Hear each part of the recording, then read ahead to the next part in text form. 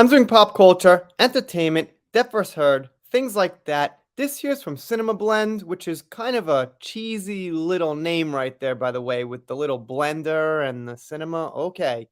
Being the professionals they are, they still don't have the date on here, but I clipped it out yesterday, so it's from around February 3rd, 2023, and they're talking about these Johnny Depp petitions. I don't know why. It doesn't make sense. They're supposed to do movies, reviews, current events, but I guess they want to put an article up there that shines a negative light on this one Johnny petition.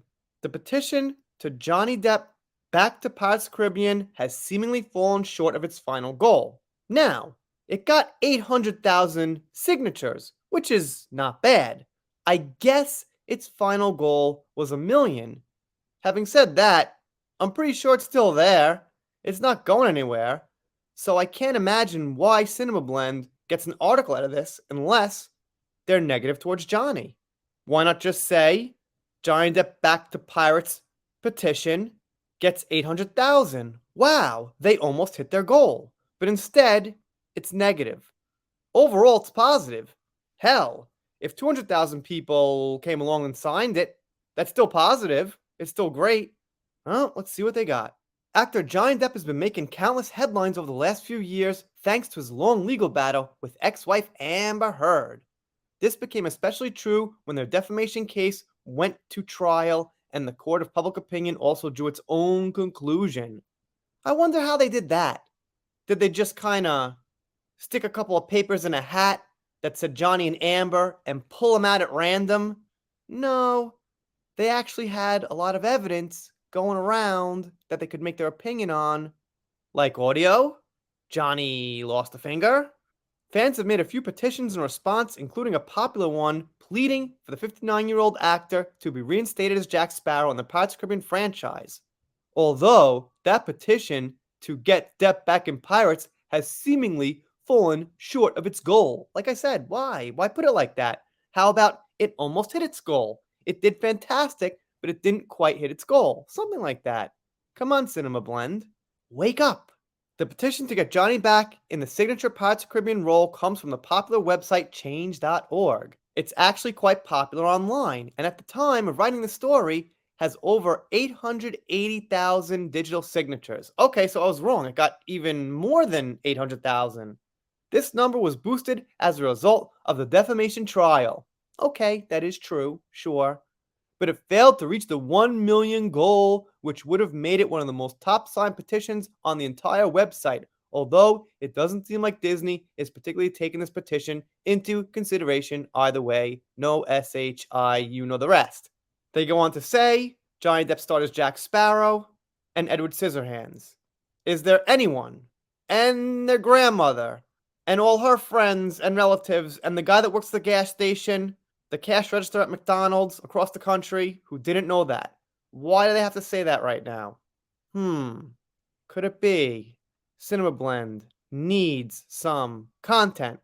They feature the clip out from the petition, and I gotta say, although I would consider this negative and the wrong angle, they're actually just promoting it. So I guess it'll get more signatures because of this article. Not sure how many people read Cinemablend, but it's more than like 200 or 300. They probably have thousands, tens of thousands, maybe even 100,000 people read articles regularly.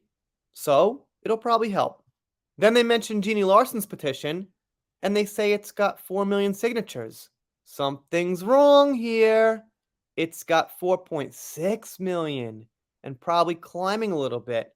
I guess they don't know some real basic mathematics. If it had 4.1 or 3.9 or something, okay, 4 million, but it's closer to 5 million than 4 million. So basic mathematics says put a decimal point after the 4 and at least put a 5 there, 4.5.